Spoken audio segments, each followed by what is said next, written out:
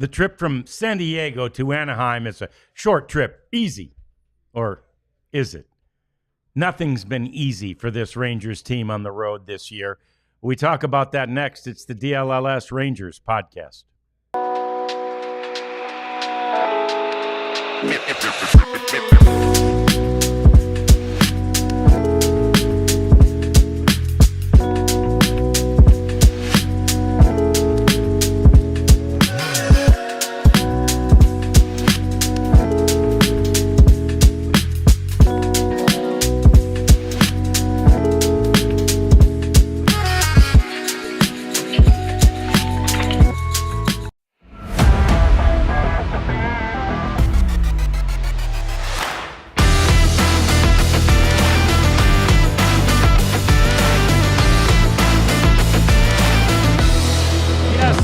The last time, maybe not the last time, but one time when I was on one of the trips with the Rangers, we went from Anaheim to San Diego.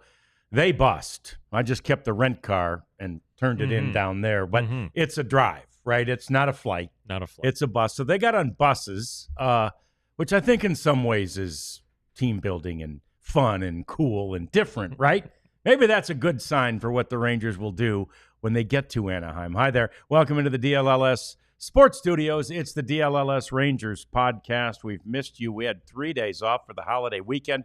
Hope your weekend was as good as ours. John Radigan here, Jeff Wilson there, and the Queen Cat is back from her vacation, so we're glad to have her back, and she also had a good holiday weekend, so we hope you did too.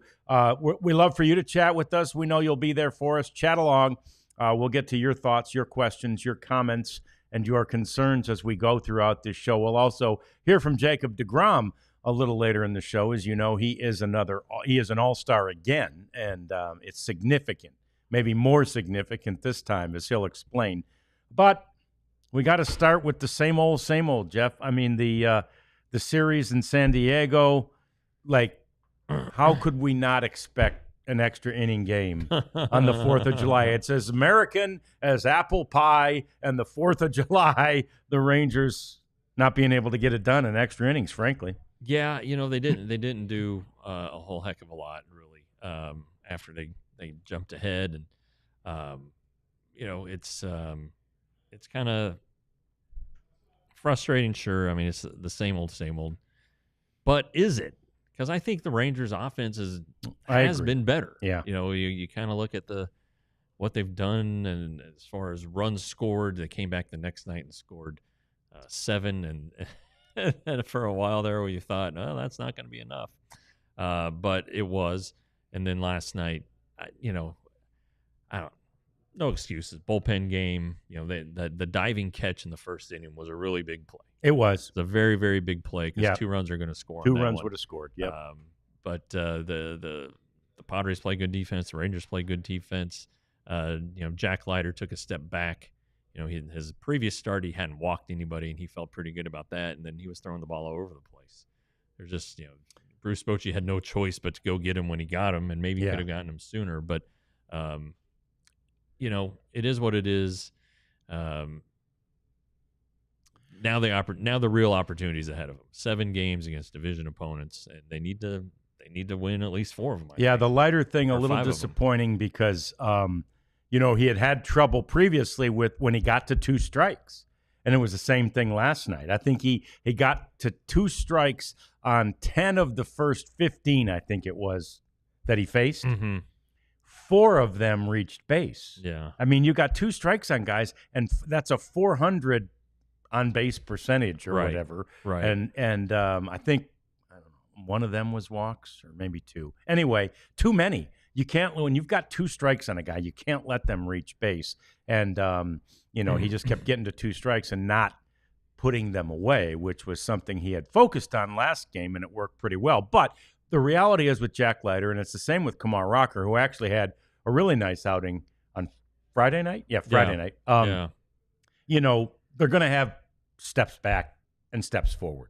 They're young. They're rookies. Right. That's going to happen, and you just have to be ready for it, and you just have to prepare for it, and really not even like that's not. I see Blake in there. This team is infuriating. It is, it is, but that's not the infuriating part. The infuriating part remains this offense that can't, it just can't get that run home, right? It just can't get that run home. The Rangers are now 4-8, Jeff. 12 times they've had the chance to get to 500, and they're 4-8 in those games. So 4 times, yay, they did it. I'm surprised it's been 12 times already, actually. But, 4-8 in 12 opportunities to get to 500. And yes, Blake, that is infuriating. It's like, seriously, come on. You know? And then his next comment, Blake, we're not picking on you. Appreciate the comments. It's better for 2 or 3 games than they come out and lay a complete egg for a game. Yes, that's kind of baseball, though. It is. It depends on who you're going to be matched up against and all that stuff. But a bullpen game, gosh, you hate to lose one of those. The bulk starter was a lefty. Kikuchi tonight is a lefty, which I think is going to be problematic, just because he's been better. He was named to the All-Star team. He's not walking as many guys as he was to start the year, and so it could be a long one tonight, just because of the fact that it's a left-hander. Now the Rangers have done okay against Kikuchi, as memory serves. In the past, they beat him earlier this season. He only gave up 3 runs, but it was a win.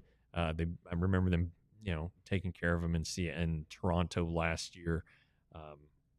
Anyway, the point is that it has been up and down, and but again, the last 2 games notwithstanding, you still look at the guys who are getting it done, and it's Seager and it's Semien, and those are the guys you got to have going. And Langford, came back and whatever. He played well defensively and on the bases. I think he had a hit or two. And then Saturday's win. I think this is where the issue is. Saturday's win, the bottom of the order really came through. It did. You had Kyle Higashioka with Kyle 5 in RBIs particular, and all this stuff that was happening, and Jake Berger had 3 hits, I think. Just these guys at the bottom of the order, they're the ones who are the most inconsistent right now. Josh Smith you can count on. Seager, Semien, you're able to count on now, and even Garcia a little bit you can still count on. And then after that, it's like, all right, how do you feel about Evan Carter? You should feel good. Yeah. Okay. Yeah. How do you feel about Jonah Heim? Yeah, okay. Mr. Inconsistency. Yeah, better than last year, but yeah, it's very inconsistent. It's a game where he'll have 3 great at-bats, and then the next game he'll look clueless. It's just these wild swings with him. And then after that, you're going to have Berger, Higashioka. I'm forgetting somebody. But the point being is those guys are the ones that have to be consistent. When they have to get on base for Semien and Seager. And on the games when they don't, once the first 4 or 5 guys are done batting, you're like, hey, how's this going to get done? Right. And that's where I think the issue is. It's better, it's better than it was. Okay, let's be honest. It's better than it was. But and it's good. You're like, okay, hey, this top of the lineup is producing, and we can just get some guys on base ahead of them. That's what you're thinking. So that's where the issue is. It's got to be, 1 through 9. You got to have guys on base at the bottom of the order so that the boppers at the top, the guys who are supposed to produce runs, can do it. Yeah, and the reality is, when you bring up Heim, and he is the one that got robbed in the first inning. Yeah, by the way, so he hit the ball hard there, and but anyway, the catcher position just again has completely let the Rangers down, and I think they've actually gotten more out of Jonah Heim than they have out of Higashioka from an offensive standpoint. Sure. That said, Higashioka, I'm sitting there thinking Saturday night, damn, he loves him some San Diego, doesn't he? Yeah.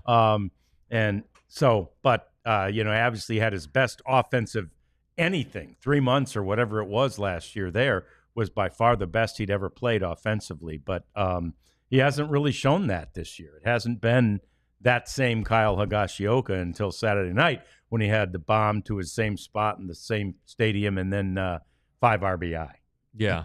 Higashioka's hitting 228 and Heim's hitting 231. No, not much different. Yeah. No, not at all.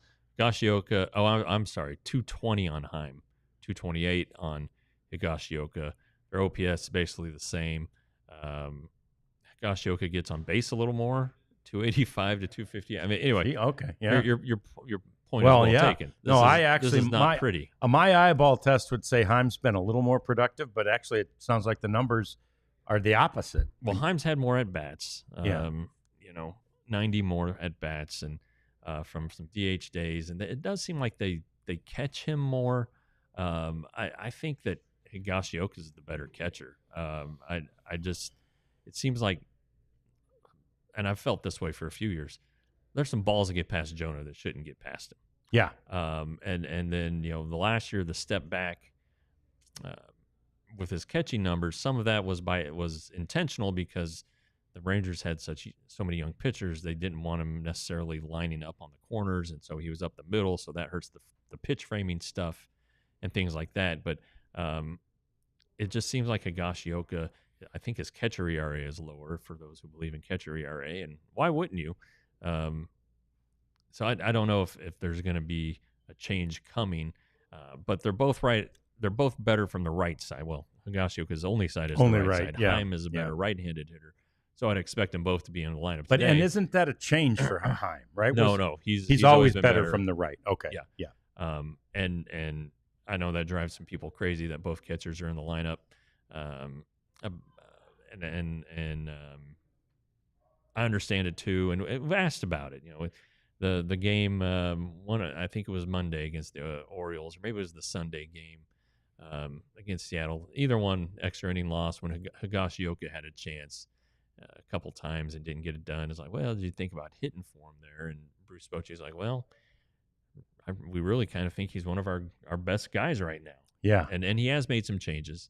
And then, Heim, he's been really good with, in those situations where you got to get a run home, but it just hasn't seemed to happen for him lately. So I don't know.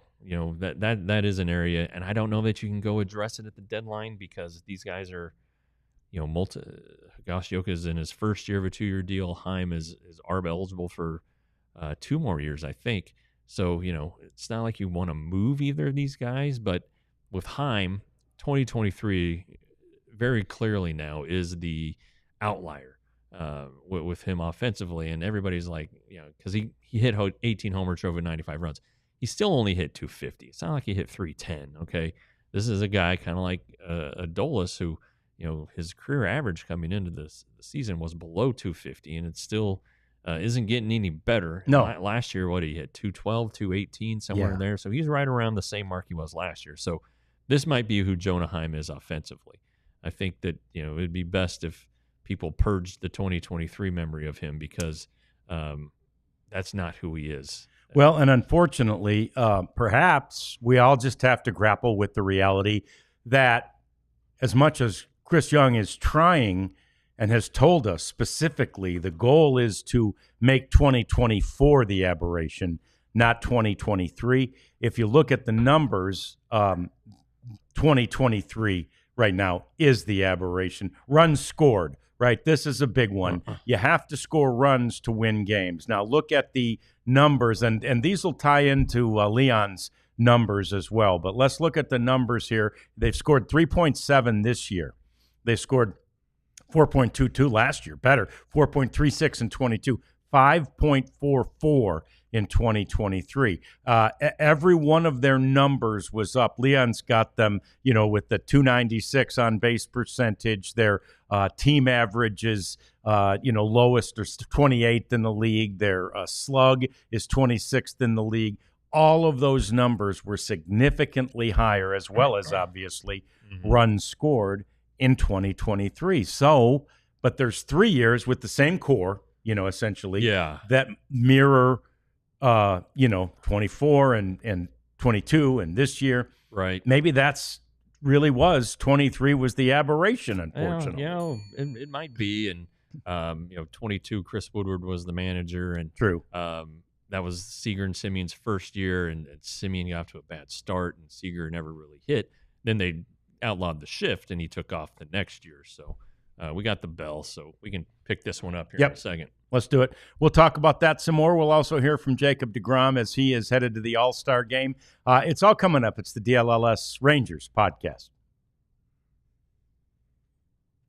And it's game time. And that means that you will need to go to the Game Time app. Get this app and get yourself some tickets. Obviously, the Rangers aren't back for a little bit here because they've got they're on the road for 7 more, and then they are on the All-Star break. So it's going to be a while till the Tigers come calling at the middle of the month before the Rangers get back home. So use Game Time to get tickets to some of your favorite concerts in the meantime, like Thursday, July the 10th, Jeff, when the Chainsmokers will be at Silo, and Keisha is coming to Dos Equis. You don't say Keisha with the $. Yep, Keisha Okay. with the July the 8th. And then, this is very surprising. Jeff's favorite band is coming on July the 13th to the Factory in Deep Elements, Hate Breed, which God, I was love very Hate Breed. surprised. Jeff loves Hate Breed. $20 off your first purchase. Code DLLS. Terms apply. Game Time. I'm going to take my friends at Monarch, I think, to see some Hate Breed. Yeah, they've love done it so too. much for me. I just want to give back. Monarch money. You've heard us talk about them before. And listen up if you're just like always wondering, hey, where's that money gone? Well, Monarch's going to find it for you. In fact, they're going to set a budget for you. They're going to help you live the life you want to live instead of kind of scraping by, going paycheck to paycheck and wondering, damn it, where is that money? If you have plans if you have kids and they're going to go to college, they're going to help you save for them. If you want to, a little late or maybe you're early on here, get a retirement plan going. All these things Monarch Money does, but the whole thing is they make your life better. Speaking of, get control of your overall finances with Monarch Money and use the code DLS at monarchmoney.com in your browser for half off your first year. That'll make you happy. That's 50% off your first year at monarchmoney.com with code DLLS. Yeah, so let's continue that, and we see some of the comments in the chat there, and yeah, I mean, in baseball terms, 4 years with the same core, one of them being a different manager, it's a little bit apples and oranges, right? It really is, but it shows something of a trend, but that's not to say that it's too late for this Rangers team to turn around. I saw a stat as they started this road trip. The Rangers were 43-44, and so that's 87 games. They were 43-44. In the first 87 games of 2025, 43-44. Okay. The last 87 games of 2023, 43-44. Right? Yeah. So all they need is a quick 40-20 run here, and they're right back in it. And I don't know if they got a 40-20 run in them, but I will say, I'm saying there's a chance. There is a chance, and I don't know that they need to win 90 to get into the postseason this year. It just seems there's some, I don't know. I was going to say mediocrity, some parity maybe. Mm-hmm. Although, I think if people want to, glom onto something, look at the Toronto Blue Jays. They've really come on here in the last month, and now they're like in first place in the East. Yes, they were below 500. They were stinking it up, and now they just swept the Yankees and have moved ahead of the Yankees. So. It could happen. It really can. There's a streak in this team. You've heard him say it, and you believe it because you saw it happen for yourself. They're better than what they are now. Now I do think though that now that we're halfway through the season, that they're going to be changes in the offseason. I'm not talking about the coaching staff, although we still don't know what Bruce Bochy's going to do, but. This lineup has to be structured differently. There are too many of the same hitters, and I can't remember. There's a comment there at the start. It seemed like the Rangers swung at a lot of first pitches over the weekend, and they did. And maybe some of that is, Padres pitching, especially the first inning yesterday. I thought it was pretty dramatic how they were just swinging at the first pitch and having some success. Yep. And a lot of people say the first pitch is the best pitch, all of that, mumbo jumbo, but. there are strikes that you're just not going to hit well. The pitcher's pitches. And I think there's some of these hitters that are so aggressive that they swing at any strike instead of recognizing, I've hit that ball into the ground, 25 times this season already. I need to lay off of this one. Got to do something different, or foul it off. Yeah, or wait for something. So anyway, but it's not unheard of for this team to get going. But I do think they need more than just Evan Carter as their only guy that will work a pitch. Yes, 100%. And Seager has been better, as we talked about on the walk front, but he's the guy you don't want to walk. Right. You want Corey Seager I want him hitting the ball a lot. Yeah. So it is aggravating. And if you've lost hope, I can't blame you after seeing this again and again. But the one thing I've learned in my years on the beat is that baseball is an incredibly long season, and so much can happen. You saw a Braves team a few years ago that was well behind the Mets. They caught the Mets, they overtook them, and they ended up winning the division comfortably. There are teams that do it every year. You look at the Tigers. Last year. It didn't start till August. Had no real business. No. They didn't do anything. They were at the trade deadline. They were selling. They got rid. They were getting rid of guys. Flaherty, and then the two guys, Carson Kelly and Yosemite Sam, that they sent here, and they ended up making the playoffs with one starting pitcher. And I don't know. I mean, so in that, I guess I'm saying is it's a long season. You never know what's going to happen. Somebody said, should we give up on the Rangers? Nah, not yet. I wouldn't yet. I wouldn't yet. Let's see what happens at the trade deadline. Yeah, and by the way, somebody said at the beginning, we need a big trade, right? They need a big trade right now. And look, it ain't happening. I'm not saying I'm not predicting whether there'll be buyers or sellers, but it ain't happening, a big trade, because they're not trading DeGrom and they're not trading Eovaldi. No. And nor would they be able to trade Seager or Simeon, or would they do it? They could probably trade. They could probably trade Seager. Probably could trade Seager, but that's a lot of money for someone to take on. But they're not trading Seager, and they're not trading Simeon and the two pitchers. So it can't be a big trade when Adolis Garcia, for example, or John Gray, for example, or Patrick Corbin. For those guys won't net you like these guaranteed players. They'll net you some prospects that you will hope will be good, but it's not going to be a big blockbuster. There's unless maybe the big trade we're hoping for is go the other way, right, and go out and get one more bat. Right, that big bat that would help this offense, but it won't be a big trade, meaning one of the really good players, core players for the Rangers, going the other way. Yeah, and I guess you could find a team that is kind of in the same boat as the Rangers, maybe has some guys who are kind of lagging and have been lagging for a while. And you could say, all right, I'll swap you Jonah Heim for your struggling catcher. Sure. And, find a couple other guys that you could conceivably do that with. But, like Mike Trout's not walking through the door. No. There's just not that player. I was looking at a list of the top trade candidates. And one of them was Ryan McMahon, the Rockies' third baseman. Okay. All right. Yeah. If Josh Young doesn't get his act together, then maybe Ryan McMahon looks like a great player, but I don't see that. Yeah, and you're right. They're just stuck. They're kind of stuck, and we've been saying that for a while. Yeah. Just the team that they've put together. The guy you could trade conceivably is Adolis. Yeah. All right. But I'm not sure you get a heck of a lot for it too. You don't.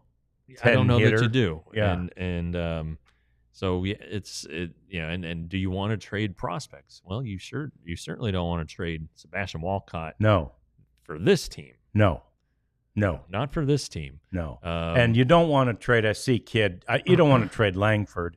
No. I suppose Alejandro But even these are young guys that they're you got to have a future too, right?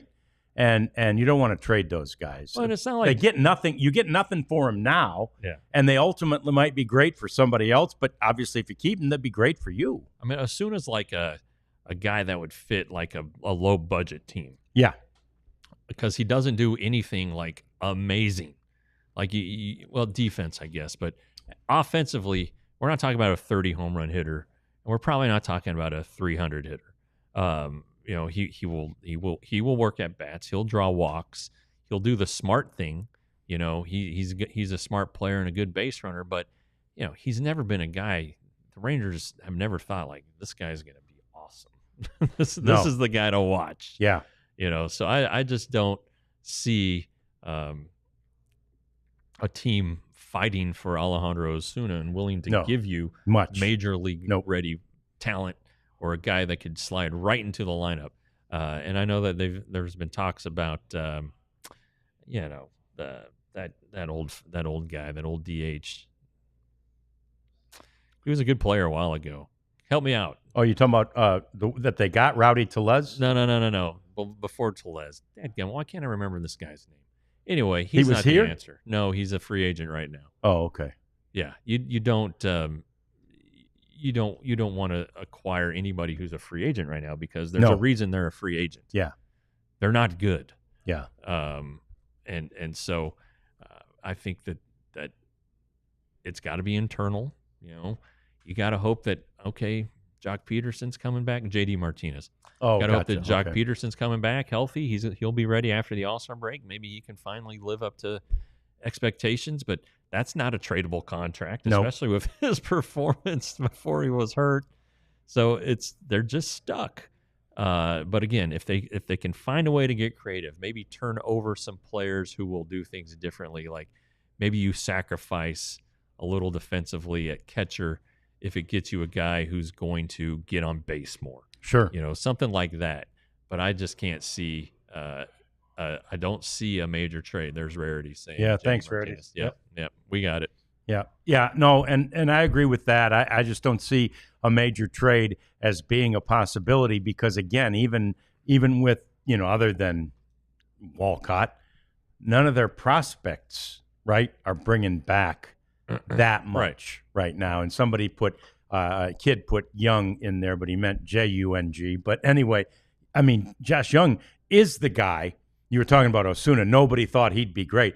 Josh Young, everybody thought he'd be great. Everybody did expect him to be great. And lately he hasn't been. Yeah. But consequently, he's got no trade value right now. No. People don't know what he is. Just controllable. Yeah. And, if Rangers called somebody and said, "Hey, what do you think about Josh Young?" They'd be like, "Oh, the guy who gets hurt all the time is in AAA." Yeah, that's what they would say. That's the one. Now. Yeah, and so you can't really expect to move him. Yes, he has a lot of control left, but if you believe that he's going to be great, then maybe you want to do it. Maybe you're a rebuilding team that wants to do it, but who are you gonna?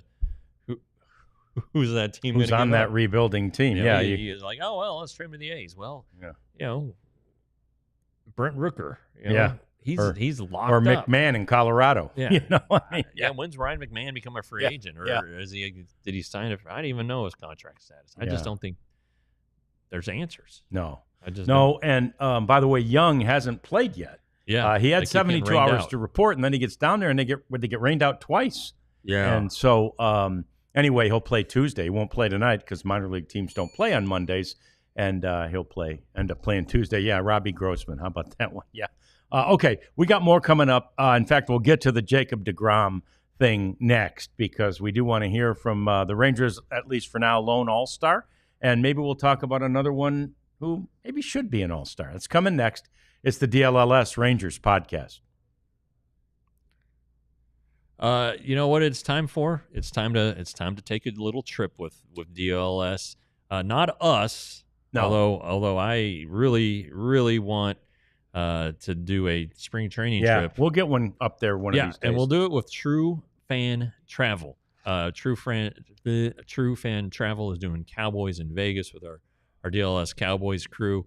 Clearance is worth the price of admission itself. But this trip includes a 3-night stay at Mandalay Bay, game tickets, VIP parties, exclusive events with the DLS crew and fellow diehards, and much more. You can go to truefantravel.com to book this thing. You don't even need to be in DFW. If you're listening from Albany, New York, you can. True Fan will take care of you and get you to Vegas in time for that Monday night game, which is, I think, the 17th or 18th of November. So get going. Yeah, it'd be a great trip. I think you'd have a lot of fun doing it. Hey, one of the other great things about Shady Rays I discovered this weekend. So my granddaughter is almost 6 months now. And Man, so already? Yeah, can you imagine? Yeah, isn't that crazy? She'll be 6 months on the 14th. But so she's now not really. She's kind of standing on my lap at the parade, and she's grabbing at my, because they grab now. I mean, right? They're grabbers. And so she's grabbing at my Shady Rays, and I'm not even worried, not even a little bit stressed. If she breaks them, guess what? I send them back in. If they fall to the ground and crash, I send them back in. They fix them or replace them. So it's one of the great things about Shady Rays. If you have kids or grandkids, in my case, that you can hold them on your lap with confidence, knowing, because all kids love to grab glasses, and it's a fact. It's a fact, and they'll be replaced. 35% off polarized sunglasses, shadyrays.com, DLLS. Okay, so let's get to the All-Star stuff, which is great. It's really good news because Jacob deGrom is so fired up. It's his 5th All-Star game. He was voted in by the other players, which, is not surprising. And I just think that, well, let's hear from Jacob first, and then we'll comment on some of the things he's saying. Yeah, it means a lot. Anytime you're able to go to the All-Star game and represent your team, especially coming off, my second Tommy John surgery, first year back is a huge accomplishment for me. So excited to go and be in Atlanta.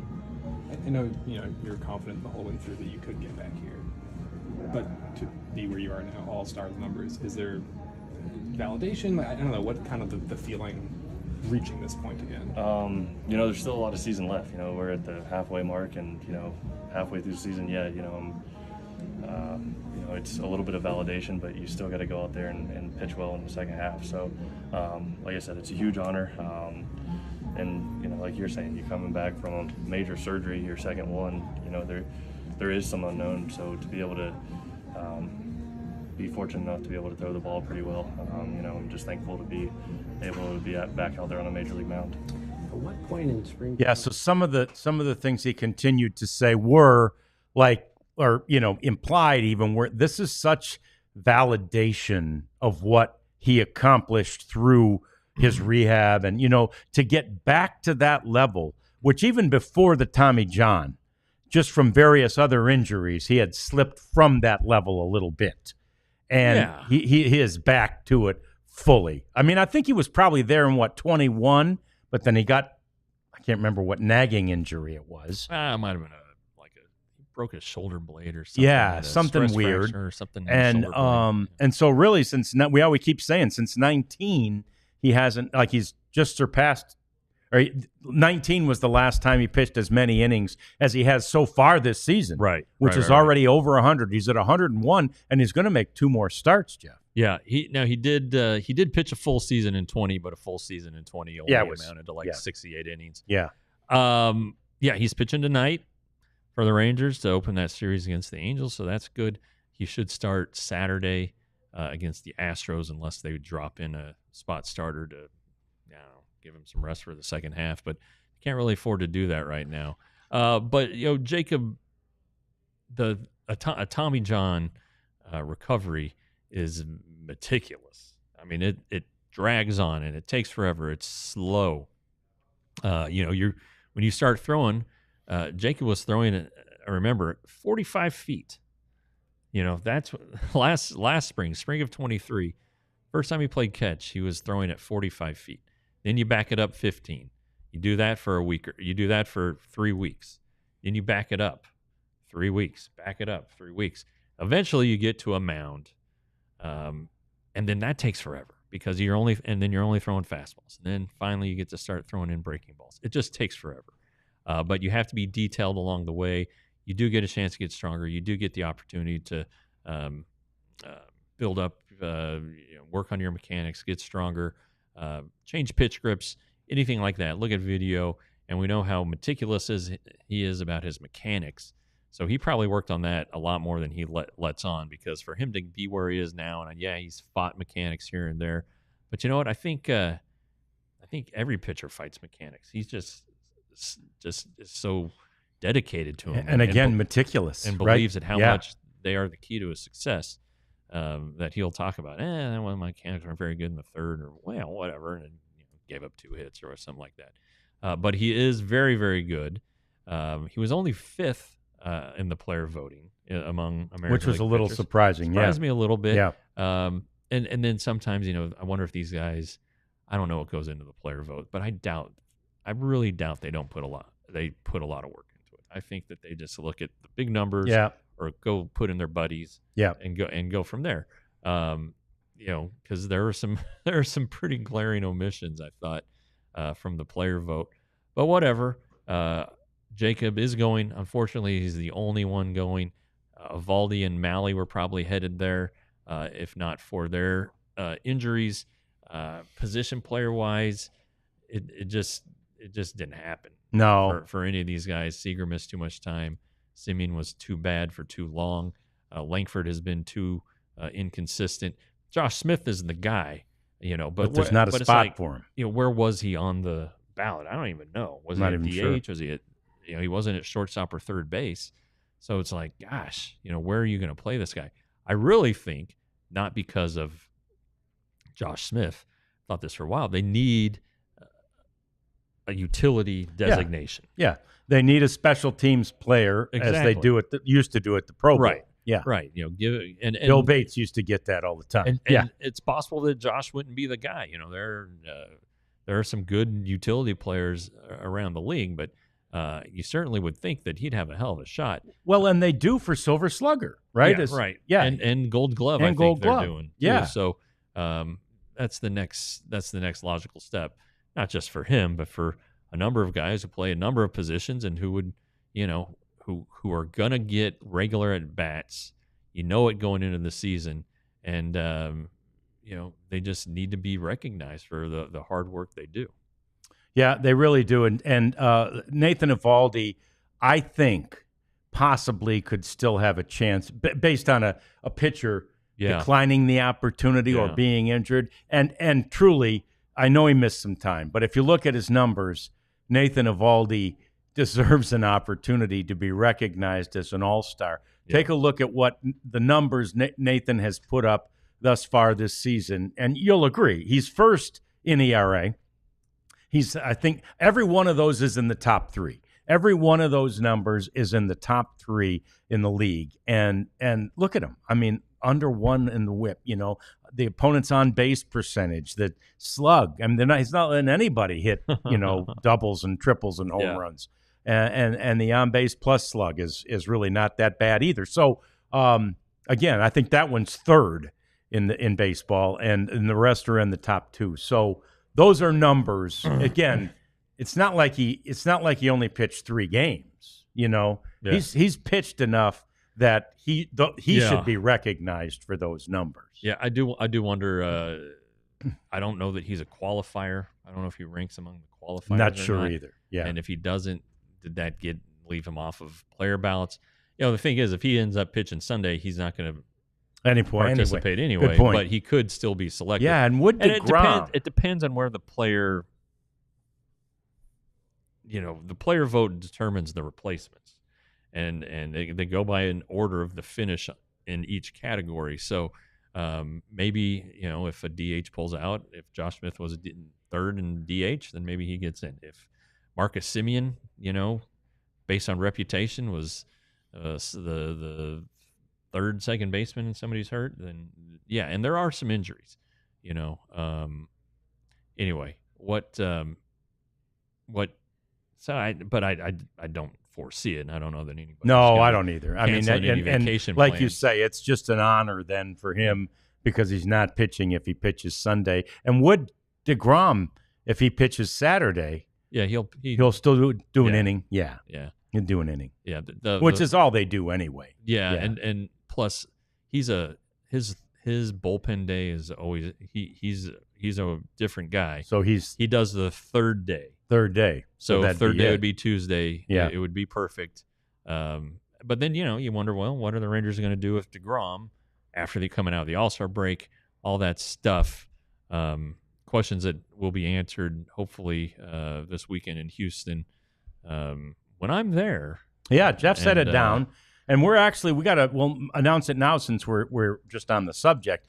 We're gonna not do our normal 1:00 show on Wednesday, but we will do a post-game show after what we think will be DeGrom's final start of the unofficial first half Saturday.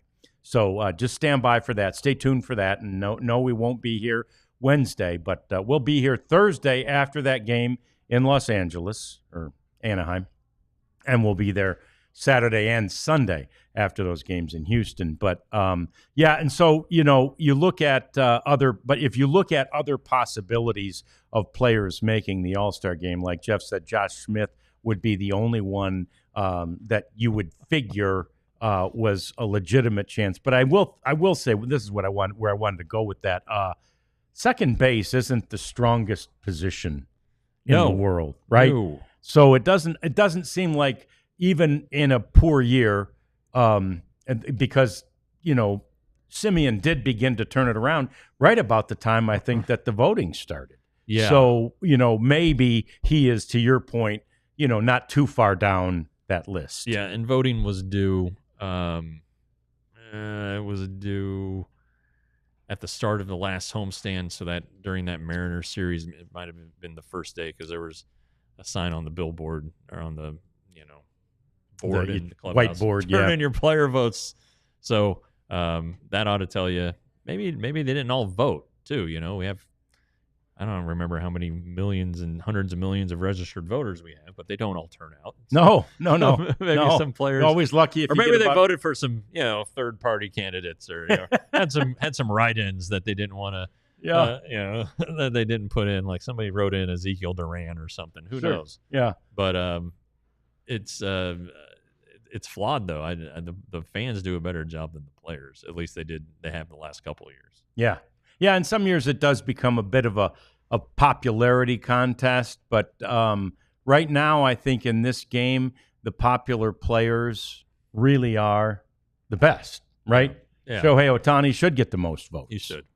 Aaron Judge should get the most votes in the American League. Mm-hmm. I mean, they're the best players, so it's not like they're these sort of aging guys who are clinging to their popularity but aren't all-stars anymore. Yeah, or and I think it's different too, with you're not able to do the punch holes at the ballpark anymore. You got to go on your phone. Yeah. And then they make you sign up for something. Like, oh well, do this. Got to give your damn email and start a password. Your email and account so that you can get news from MLB.com, which does a fine job. But it's like, I don't want to do that.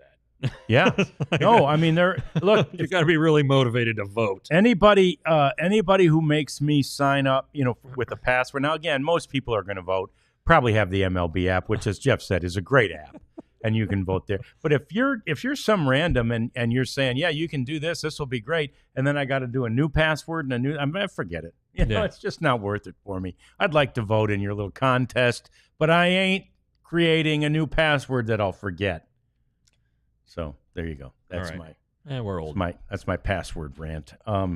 Anyway, we got more coming up because it's almost time for the cleanup segment. There's lots to talk about, major changes, the likes of which it appears some of you would like to see happen here. You're wrong, but we'll tell you about it next on the DLLS Rangers podcast. I don't know, call it ironic, but I wore the Hello Win Column shirt today. A lot of powerful, good vibes heading into Anaheim. Got to get some wins. I really think they need 3 out of 4, Jeff. Right. I do on this series. So it's 5-2 the rest of the road trip. Yeah. They need to win the Astros. One of the reasons they really need that is because the Astros are going to be hard to beat. But the Rangers do kind of have their number lately. So, and O'Dole's is good down there. Anyway, I wore this shirt for that, to inspire them and bring them luck, and hopefully it will. Jeff's got the that's a great one. That's For the love of Texas, the one I have two of. Yeah, that's a Ranger shirt. Yeah. I got a Ranger shirt. We also have all kinds of other shirts. They're great. Store.allcitynetwork.com is the place to go to get the shirts or any other merchandise we have at DLLS. Yeah, and as we tell you time and time again, just become a diehard. It's the sale's over. The kick-ass sale is over. It's back to the regular price, which is still hard to beat at $79.99. Cheaper than the Dallas newspaper, the Fort Worth newspaper. I don't even know why they bother publishing anymore, or at least a sports section. It's embarrassing. It's bad. Yeah. So we're the best. I mean, we got the great writers with tons and tons of experience, and we're growing. And we do this podcast, which is free, of course, but all these things that you get from being a diehard, all the copy about all the teams we write about, and you get 20% off of your shirts and stuff, and this Cowboys trip, you get some money off of that thing too. So there's no reason to not do it if you're a huge sports fan, and you can do it by scanning the QR code or going to alldls.com/join. Yeah, so in the cleanup segment, let's start with, and again, I've seen it today, I've seen it a few other times, not necessarily wanting the manager gone, but a lot of people would think that actually it's not the GM, it's the president of baseball operations, has outlived his usefulness, and that's the part I say you're wrong about. He hasn't, and there's no chance that's going to happen here. But in Washington, some 6 years after they won the World Series themselves, Jeff, the Lerner family, I assume that's the Lerner clothing chain? I don't know. The Lerner family has decided to relieve Davey Martinez and Mike Rizzo of their duties. And again, the team was 7-19 in June. They're headed in the wrong direction. They've got, one of the great young players in the game today right now with James Wood. Well, they got Dylan Cruz, who's an all-over player. I mean, they've got some good. Kenzie Gore, who's an all-star. They've got some pitcher. good young players, and they're not living up to it. So I can see the Dave Martinez thing, right? He was maybe the longest tenured. He had to be. Yeah, longest tenured manager. Anyway, I have a little trouble getting my brain around firing the GM when you've got the first overall pick. Yeah, well, in a week. I mean, I guess that hay should be in the barn for the most part. It should be. So, maybe that's not so surprising. And I can't remember the name of the guy who they named as the interim. They just did that matter. This morning. Huh? Doesn't matter. No, it was his assistant, right? And he's not going to last. But anyway, I thought that was pretty significant news, especially given the fact that they have the first overall pick. Yeah. I think that I had read somewhere that they both had options on their contracts that were due later this month, so they might have been like, "All right, let's go ahead and get rid of that guy." He was the longest tenure manager, Davey Martinez. Now Kevin Cash and Dave Roberts are next on the list. I remember when Davey Martinez was a rookie for the Cubs. Yeah, going back to my WGN days in Denver before we had baseball. The Lerners, Ted just died. The old man, the patriarch of the family, died recently, leaving the club in the hands of his offspring. And I think that, or the thought was for a while, they would look to sell the team, which might have been a reason why they. This is probably while Ted was still alive, but they had Juan Soto, and ended up getting rid of him. Yeah, in fact, they got Wood. They don't deal have any real long-term contracts on their hands. So, but you don't like to pick in the top 10. A lot. They're back in the top 10 this year after they had Cruz at 2 a couple years ago. Now they're 2 again. No, 1. They're 1. Yeah, they're then 1. The Angels are 2. Then the Mariners 3. Kind of, not surprising, not surprising. Just the timing kind of. Yeah, the timing's just kind of weird when you're a week and a half away, a week away. It's before the All-Star game, so it's next Sunday. Yeah, it's next Sunday is the draft down there in Atlanta. So anyway, they'll be doing it with an interim GM, and the Nationals will play today, I assume, with an interim manager, and that's the way that rolls. And Leon Misty's saying Lerner was a real estate guy, so that's not the Lerner clothing store chain. But which one? It's the it's the A's that are owned by that the Gap people. So that's maybe Gap. why I thought that the Lerner was the Lerner people. Anyway, now the next thing we got to talk about. Let me see my page had. They told me that this page has gone away because it's using too much energy, but it's back. And so next up is this is good news for people who love DFW products. Clayton Kershaw was the legend. Rob Manfred has, occasionally makes a choice and puts a legend into the All-Star game. Yeah. Last time he did it was Miguel Cabrera. Yeah. Late, and Pete Pujols same year. That's right, both in their last years. And this time it's Clayton Kershaw. It's his 11th All-Star game, and that's cool and that's amazing. And the first thing that crossed my mind was that without being named a legend, right? They didn't have this then. Our own Pudge Rodriguez made 14 of these bad boys. Yeah, it's pretty 14. good. That's unbelievable. Now, granted, he started making them really young, but still 14 All-Star game appearances for Pudge Rodriguez. And I'll tell you this, he's told me this before. He loved every one of them. Yeah. He didn't skip them. He loved being there with all the guys. He absolutely loved every one of those All-Star games. But 11 is pretty cool. And you know what? Kershaw, he got to 3,000 strikeouts this year too. It's not like he's it's not like he's chopped liver going into that game. Yeah, he's having a nice little season. He doesn't throw as hard as he used to, and doesn't have the he's not going to go 9. But he's a good, and I would expect that people would want to see Clayton Kershaw one last time. Of course, yeah. Give him a career award, I guess, is kind of what it is, And he has much bigger things ahead of him. Obviously, he'll be first ballot Hall of Famer and all that jazz. But try to go out on top. Won his World Series, won another one for good measure. Could win another one this year, and then right off into the sunset over there and on the right side of the tracks in Highland Park, and just kind of live out the years, however many he has left. Probably a lot. Is there a wrong side of the tracks in Highland Park? I don't know. But they're on the right side. But anyway, so that's cool. And then we've got this news. Speaking of really now aging starting pitchers, Yu Darvish will make his season debut tonight for the Padres. So, the Rangers missed him by a day.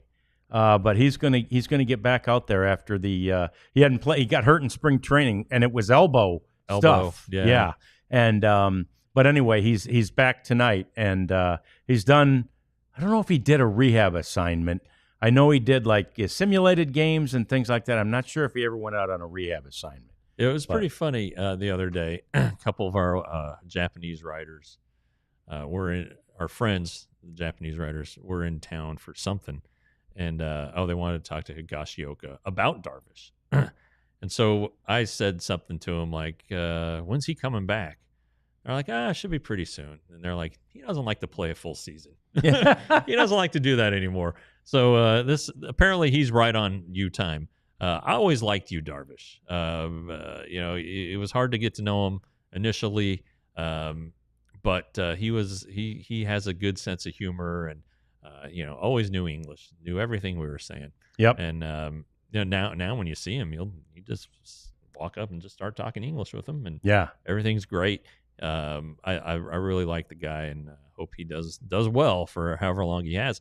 His son is a pretty good prep pitcher in the San Diego area. Is he? Yeah. Okay. Yeah. And Yu's 38 years old now. Yeah. So that's one of the reasons he probably doesn't love playing that full season. But I agree with you. And by the way, his English is so good because both his mom and dad met when they were matriculating. They were going to college in the United States. Yeah, in Florida. They both speak perfect English, as does he.